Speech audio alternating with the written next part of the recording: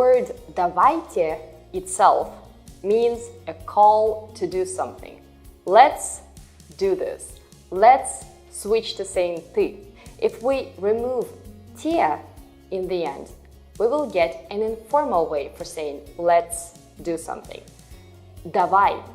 It actually has several meanings, and let's do this is only one of them. People say давай as an encouragement for go, move, do this. So you can often hear it on the road. Давай, давай, go, go, move. Or at a sports game. Many people say давай to finish a conversation instead of saying пока. Ну все, давай. Alright, bye. And you can also hear давай for cheers. It's actually a Hollywood myth that Russians say на здоровье for cheers. You would rather say на здоровье for you're welcome.